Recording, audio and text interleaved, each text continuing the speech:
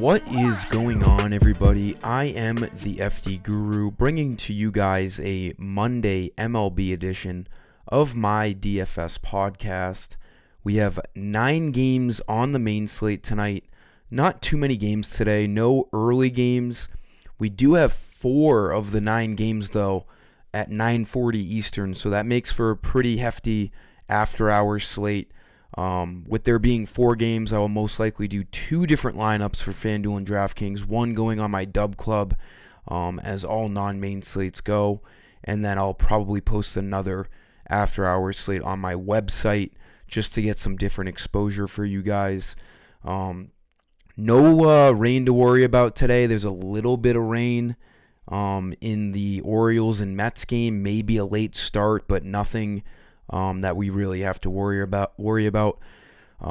As usual, I'm going to talk about pitchers today. 2 infield, 2 outfield value plays. This slate looks pretty good as of right now. Give this video a like and subscribe.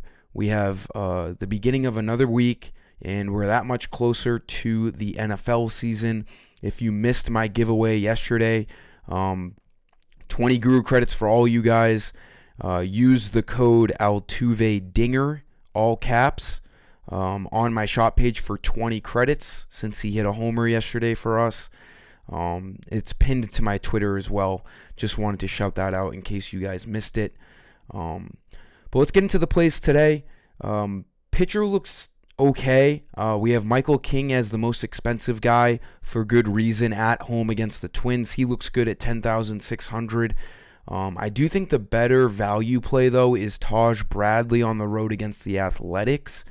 9,800. He's almost $1,000 cheaper than Michael King. And as I've alluded to before in previous videos, I like using Prize Picks pitcher fantasy score to really, compare projections and compare salaries to find our value. We have Michael King projected the most fantasy points on the slate at 39.5, which is not surprising. He's been really good. He's the most expensive guy, but for $800 cheaper, Taj Bradley is projected just 1.5 less than Michael King. So I think that's a better value play. Granted, no problem playing Michael King if you have the extra money to do it. He's probably a little bit safer. Taj Bradley, although he's projected for 38 fantasy points, he can be a little shaky. He's either going to have a really, really good start or get kind of blown up because his last 2 starts have not been good. So that's a little concerning. Even 3 starts ago wasn't good against the Marlins, giving up 4. He's given up 15 earned runs in his last 13 or so innings. So that is certainly concerning. A matchup against the Athletics in Oakland is a good spot for him to get back on track. If you look at his starts before the last 3 bad outings, he was, one of the best pitchers in the MLB for, a solid month and a half, span. So, you should definitely feel a little worried about his current form, but again, matchup against the Athletics is good. $9,800, not a bad play here. Again, if you wanted to go up to Michael King, I am not saying you shouldn't. I don't love Tanner Houck and I don't love Kikuchi going against each other. 2 pretty good offenses. They're pretty priced up. Kevin Gausman doesn't look bad at 8,900. He's projected for 33.5 fantasy points on Prize Picks. So that's a pretty good value play at home against the Reds. Minus 170 favorite. So I don't mind Kevin Gausman at all either. We could definitely look at him at 8,900. And then the last guy I would really look at is Kyle Harrison, the second biggest favorite on tonight's slate. Actually, he's the biggest favorite. The Giants are the biggest favorite on the slate tonight against the White Sox. Obviously, San Fran is a pitcher's ballpark. Minus 245 favorites. So you could make the argument that Kyle Harrison is the best value play on the board at only 8,200. Projected for 29 fantasy score on Prize Picks. At 8,200, if he gets anywhere over 25 fantasy points, we're going to feel pretty good. Taj Bradley, Kyle Harrison, Kevin Gausman, and then if you want to spend up on Michael King, he's been an absolute stud too. All 4 of those guys are in play tonight. We'll have to figure out where I end up falling with each lineup based on the hitters that I pick. But we'll keep Kyle Harrison in there just because he's the cheapest and he looks like a pretty good value play. For the infield, the best team to stack tonight, the Kansas City Royals are just a tick below the Giants in terms of biggest favorite on the slate at home against Carson Fulmer of the Angels, minus 240. So by far, the Royals are projected the most runs on tonight's slate. Our two infield guys are going to be Royals. First guy should be leading off. We'll have to wait and see, but with the lefty-righty matchup, Michael Massey should be leading off at only 2,800. He's been pretty solid this year when he leads off. He went through a really, really nice span about a week ago for, almost the whole month, or really 2 weeks, where he was, really producing. If he's leading off tonight, 2,800 is going to look like an awesome value play at second with a really good chance to get 5 at-bats. And then obviously at shortstop, I like spending up on Bobby Witt. This guy, if you follow the MLB at all, it's impossible not to see highlights of this guy. This guy's been absolutely crushing, 350 average. His game log is outstanding. Hits for power, hits for average. There's nothing to not like about this guy. And, on the team that is projected the most runs tonight, I do think he is the guy you spend up on for bats tonight. Projected the most fantasy points over any other hitter on the slate. I always like getting to Bobby Witt no matter what the price is. For the outfield, I mentioned with Kyle Harrison, the Giants, biggest favorites on the slate against Jonathan Cannon of the White Sox. It's an 8 over-under, so the Giants are expected to score a pretty decent amount of runs. I love Tyler Fitzgerald. What is he, 3,400? He can play shortstop, he can play second base, and he can play outfield on FanDuel.